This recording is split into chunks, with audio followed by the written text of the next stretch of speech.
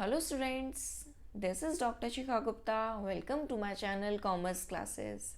Previous lectures में हमने ratio analysis की profitability ratio, liquidity ratio, efficiency ratio and solvency ratios के formulas किए थे. अभी करते हैं इसके थोड़ी सी theory. Ratio analysis, accounting ratio analysis का मीनिंग क्या है? देखो, रेशियो एनालिसिस तो सिंपल, हम किसी भी चीज़ का रेशियो निकालते हैं. मेल फीमेल का रेशियो निकाला, मिल्क वाटर का रेशियो निकाला, वो रेशियो है. अकाउंटिंग रेशियो क्या है? अकाउंटिंग रेशियो वो रेशियोज हैं जो फाइनेंशियल स्टेटमेंट पर निकाले जाते हैं, जो अकाउंट्स में सॉल्व किए जाते हैं, वो है अकाउंटिंग रेशियो एनालिसिस. ठीक है. Accounting ratio analysis is an important technique of financial analysis. Financial analysis की जब भी हम बात करते हैं तो सबसे पहला टूल हमारे दिमाग में आता है ratio analysis.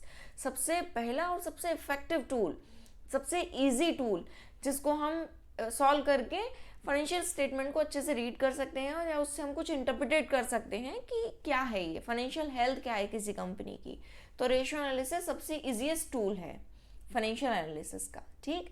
It is an accounting tool which presents complicated accounting variables in simple, concise and understandable form. Ratio analysis complicated accounting variables को आपको सिंपल फॉर्म में ला के रख देता है. 20% नेट प्रॉफिट रेशो, तो आपके दिमाग में सिंपली आ गया, समझ में आ गया आपको कि नेट प्रॉफिट रेशो क्या है. 20%, मतलब 20% सेल पर ये 20% अर्न कर रहा है. नेट प्रॉफिट इसका 20% है. ठीक है. It provides useful indications related to financial health and operational efficiency of the concern. ये आपको बताता है किसी भी फर्म की या किसी भी कंपनी की फाइनेंशियल हेल्थ कैसी है, उसकी ऑपरेशनल एफिशिएंसी कैसी है, वो आपको ये रेशियो एनालिसिस आराम से बता पाएगा. ठीक है. नेक्स्ट आता है इंपॉर्टेंस या ऑब्जेक्टिव्स ऑफ रेशियो एनालिसिस.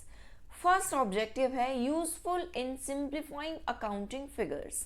बड़ी बड़ी अकाउंटिंग फिगर्स को, करोड़ में है, जो बिलियंस में है, मिलियंस में है, ये उसको सिंप्लीफाई करके बता देता है कि किसी भी कंपनी की या फर्म की परफॉर्मेंस कैसी है.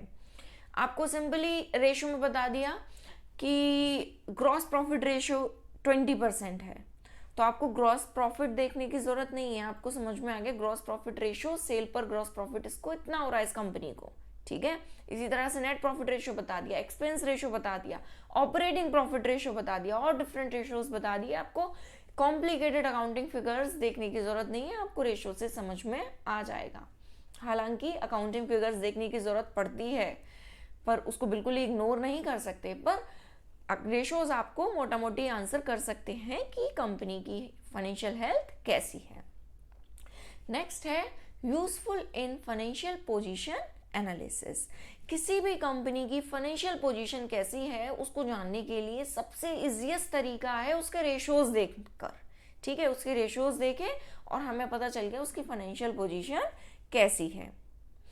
नेक्स्ट है useful in assessing the operational efficiency. किसी भी कंपनी की ऑपरेशनल एफिशिएंसी मींस वो कंपनी ऑपरेशन कैसे कर रही है, कितना एफिशिएंटली ऑपरेशन कर रही है, वो पता करने के लिए हम रेशियोज अप्लाई कर सकते हैं. ऑपरेशनल एफिशिएंसी कैसे पता चलेगी? डिफरेंट टर्नओवर रेशियोज निकालकर, उसके प्रॉफिटेबिलिटी रेशियोज निकालकर, ये हमको ऑपरेशनल एफिशिएंसी पता चल जाएगी इससे. ठीक. नेक्स्ट है helpful in financial forecasting and planning. Ratio analysis आपको फाइनेंशियल फोरकास्टिंग करके बता देता है. फाइनेंशियल फोरकास्टिंग कैसे?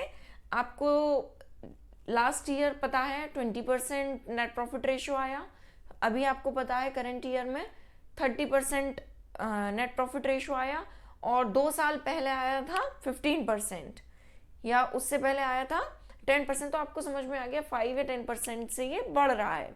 तो आपने फोरकास्ट कर लिया फ्यूचर को, या ये पता कर लिया कि नेक्स्ट ईयर में ये प्रॉफिट 35% या 40% होने वाला है, और अकॉर्डिंगली आपने उस प्रॉफिट को हम कैसे यूज करेंगे उसकी प्लानिंग भी कर ली. ठीक है. तो ये आपको हेल्प किया, रेशियोज आपको हेल्प किए फाइनेंशियल फोरकास्टिंग और प्लानिंग में. नेक्स्ट है useful in locating the weak spots of the business.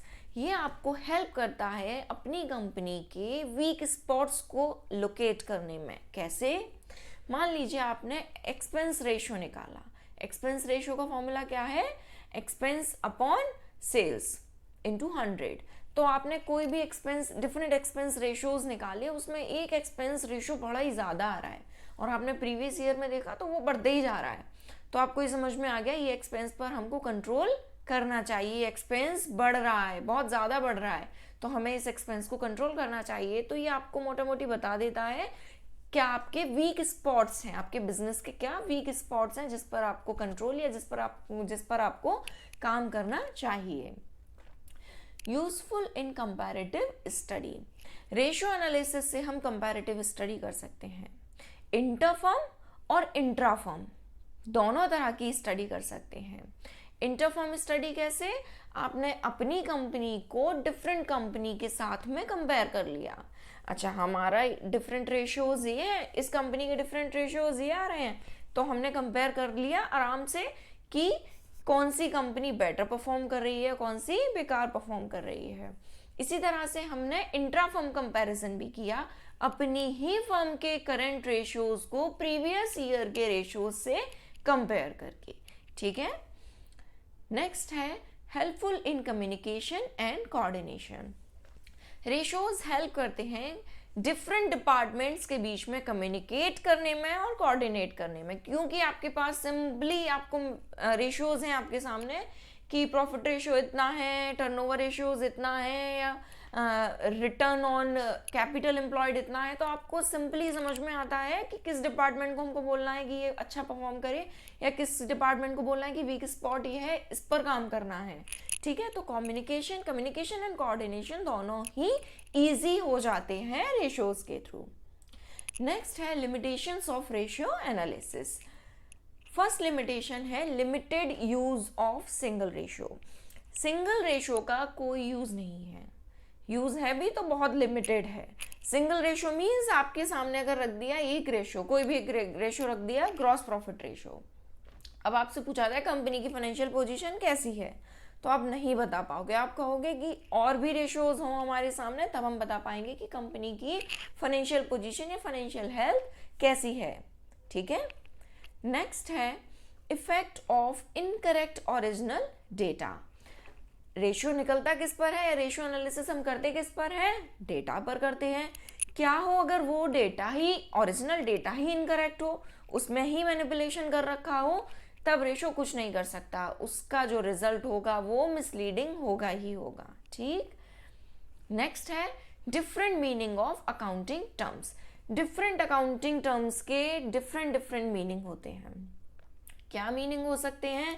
Profit का मीनिंग है, एक प्रॉफिट होता है earning before interest and tax, EBIT, एक है profit after tax, EAT, earning after tax, एक है earning after tax before interest. ठीक है। तो कोई पर्सन रेशियोज को जो पढ़ रहा है उसको अगर इन टर्म्स के मीनिंग नहीं पता तो वो मिसलीडिंग हो जाएगा रेशियोज के लिए, वो रेशियो का कुछ और इंटरप्रिटेशन निकालेगा। ठीक। इसी तरह से कैपिटल एम्प्लॉयड में आपका इक्विटी प्लस डेट आता है। इक्विटी मीन्स, इक्विटी सुनने में तो लगता है कि equity means equity share capital, पर नहीं, इक्विटी में इक्विटी शेयर होल्डर्स फंड और प्रेफरेंस शेयर कैपिटल दोनों होते हैं, है ना। तो जब तक किसी को इक्विटी का मीनिंग नहीं पता होगा तब तक वो कुछ और ही इंटरप्रिटेशन निकालेगा रेशियो से। ठीक। नेक्स्ट है variations in accounting policies. Different company में डिफरेंट अकाउंटिंग पॉलिसीज यूज होती हैं, ये तो हमको पता है। तो अगर हम दो कंपनी के रेशियोज को कंपेयर कर रहे हैं तो उसमें पहले हम ये देखें कि इन कंपनीज में अकाउंटिंग पॉलिसीज सेम है या नहीं। For example depreciation, method of depreciation दो कंपनीज में अलग अलग हो सकता है। एक company straight line method use कर रही है या फॉलो कर रही है, दूसरी कंपनी डिमिनिशिंग मेथड यूज कर रही है। तो हम इन दोनों मेथड्स को कंपेयर नहीं कर सकते। इन मेथड्स के बेसिस पर कुछ रेशियोज निकले हैं तो हम उन रेशियोज को कंपेयर नहीं कर सकते। ठीक है। इसी तरह से और भी अकाउंटिंग पॉलिसीज हैं, तो हम कभी भी दो कंपनी को कंपेयर कर रहे हैं, उनके रेशियोज को कंपेयर कर रहे हैं, तो पहले ये इंश्योर कर लें कि इन कंपनीज में अकाउंटिंग पॉलिसीज सिमिलर हों। पूरी तरह से सिमिलर ना हो तो थोड़ी बहुत तो सिमिलर हो। नेक्स्ट है effect of price level changes. Price level changes means मान लीजिए आपने टोटल एसेट्स टर्नओवर रेशियो निकाला। टोटल एसेट्स टर्नओवर रेशियो का फॉर्मूला क्या होता है? Sales upon total assets. क्या फॉर्मूला होता है? Sales upon total assets. अब सेल्स तो हमने ली आज वाली जो है 2022 की, और टोटल एसेट्स में कुछ फिक्स एसेट्स हैं जो हमने ली 2015 की। तो क्या ये कंपैरिजन ठीक होगा? ये कंपैरिजन ठीक नहीं होगा, क्योंकि हमने सेल्स तो ले ली करंट वाली और फिक्स एसेट्स ले ली पुरानी वाली, पुरानी ईयर से जो चली आ रही है।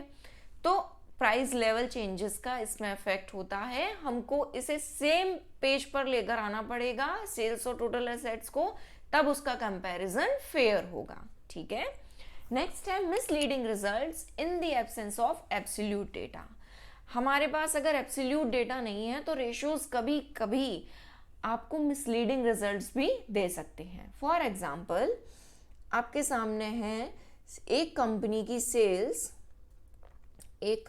सेल्स है 10,000, ये रहा, एक कंपनी की सेल्स है 10,000 जो बढ़कर हो गई 20,000।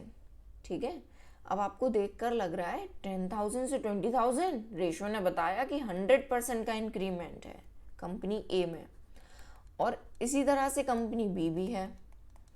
कंपनी बी की सेल्स 50,000 से 70,000 हो गई। इसमें कितना परसेंटेज चेंज आया? इसमें आया 40% चेंज। जबकि ये आपको 10,000 और 20,000 में 10,000 का डिफरेंस हुआ, पर ये आपको बोल रहा है 100% का इंक्रीमेंट सेल्स में, और यहाँ 50,000 से 70,000 में 20,000 का इंक्रीमेंट हुआ, और ये आपको बोल रहा है सिर्फ 40% का इंक्रीमेंट। तो जब तक आपके सामने एब्सोल्यूट डेटा नहीं होगा किसी किसी केस में, तो आपको रेशियोज कभी कभी मिसलीडिंग रिजल्ट्स भी दे सकते हैं। नेक्स्ट है इग्नोर क्वालिटेटिव फैक्टर्स। रेशियो सिर्फ क्वांटिटेटिव फैक्टर्स पर या क्वांटिटेटिव फिगर्स पर काम करता है, इसे कोई मतलब नहीं है क्वालिटेटिव फैक्टर्स क्या है क्या नहीं। ठीक, ये आप खुद देखिए जब आप इंटरप्रिटेट कर रहे हो या जब आप रेशियोज देख रहे हो, क्वालिटेटिव फैक्टर्स हमें खुद देखने होंगे। नेक्स्ट है historical analysis. Ratios historical analysis करता है, पास्ट डेटा पर एनालिसिस करता है, जबकि हमें कभी कभी प्रिडिक्टिव एनालिसिस भी चाहिए होती है। मैनेजमेंट को अगर डिसीजन लेना है तो उसे प्रिडिक्टिव एनालिसिस भी चाहिए, जिससे वो फ्यूचर प्लानिंग कर सके या फ्यूचर डिसीजंस ले सके। तो ये इसका एक डीमेरिट है कि ये हिस्टोरिकल एनालिसिस करता है। नेक्स्ट है difficult to evolve standard ratio. ये थोड़ा डिफिकल्ट हो जाता है ऐसा रेशियो, ऐसा स्टैंडर्ड रेशियो बनाना जो सारी इंडस्ट्री पर काम कर जाए। जैसे करंट रेशियो को कहा जाता है, आइडियल करंट रेशियो है 2:1, पर क्या ये सारी कंपनी में या सारी इंडस्ट्री में स्टैंडर्ड या आइडियल होगा? जी नहीं, ये सारी इंडस्ट्री में आइडियल नहीं हो सकता करंट रेशियो 2:1 का। कुछ कुछ कंपनी में लिक्विडिटी उनको इतनी नहीं चाहिए। करंट रेशियो का फॉर्मूला है current assets upon current liabilities. तो किसी किसी कंपनी में लिक्विडिटी इतनी नहीं चाहिए, उसको चाहिए कि करंट रेशियो 1:1 का हो, या current assets upon current liabilities equal हो, 1:1 का रेशियो हो। तो हर इंडस्ट्री में सेम स्टैंडर्ड हम नहीं लगा सकते, सेम स्टैंडर्ड रेशियो नहीं हो सकता। तो ये इवॉल्व करना डिफिकल्ट है, एक ऐसा स्टैंडर्ड रेशियो जो सारी कंपनीज में या सारी इंडस्ट्रीज पर लग जाए। नेक्स्ट है पर्सनल बायस। रेशियो एनालिसिस ने रेशियो करके रख दी, अब जो उसको इंटरप्रिटेट कर रहा है, जो इंटरप्रिटेशन लिख रहा है, उसके पर्सनल बायस पर भी डिपेंड करता है। अभी जो एग्जांपल दिया मैंने 40% और 100% वाला सेल में इंक्रीमेंट का, तो जिसने इंटरप्रिटेशन दिया उसने लिख दिया कि 100% से सेल हमारी इंक्रीज हुई हमारी कंपनी की, और किसी और कंपनी की 40% हुई, और जबकि उसकी 20,000 सेल बढ़ी थी, इसकी 10,000 ही बढ़ी। तो ये पर्सनल बायस भी हो सकती है रेशियो एनालिसिस के इंटरप्रिटेशन में। ठीक, नेक्स्ट है not a substitute of financial statement. Ratio analysis आपको फाइनेंशियल हेल्थ बताएगा, आपको सब कुछ बताएगा, पर ये फाइनेंशियल स्टेटमेंट का सब्स्टिट्यूट नहीं है। आपके सामने सारे रेशियोज रख दिए जाएं और कहा जाए अब बताओ कंपनी में इन्वेस्ट करोगे या नहीं, फाइनेंशियल स्टेटमेंट अभी तक नहीं आया आपके सामने, तो आप बोलोगे नहीं, मुझे फाइनेंशियल स्टेटमेंट एक बार तो देखना है जिससे समझ में आए कि फिगर्स कितनी है, क्या है, एब्सोल्यूट फिगर्स भी आपको एक बार देखने की ज़रूरत होती है जिससे आप डिसीजंस ले सकें या फाइनेंशियल हेल्थ किसी कंपनी की पता कर सकें। नेक्स्ट है विंडो ड्रेसिंग। विंडो ड्रेसिंग क्या है? विंडो ड्रेसिंग है फाइनेंशियल फिगर्स में कुछ मैनिपुलेशन करना जिससे कंपनी का फाइनेंशियल स्टेटमेंट अच्छा दिखे, बेटर दिखे, उसकी फाइनेंशियल पोजीशन अच्छी दिखे, इन्वेस्टर्स को, क्रेडिटर्स को या स्टेक होल्डर्स को उसकी फाइनेंशियल कंडीशन अच्छी दिखे उस फाइनेंशियल स्टेटमेंट को देखते हुए। ठीक है, विंडो ड्रेसिंग का एग्जांपल देती हूँ। किसी भी कंपनी की फाइनेंशियल हेल्थ पता करने के लिए एक तरीका है कैश फ्लो पता करना।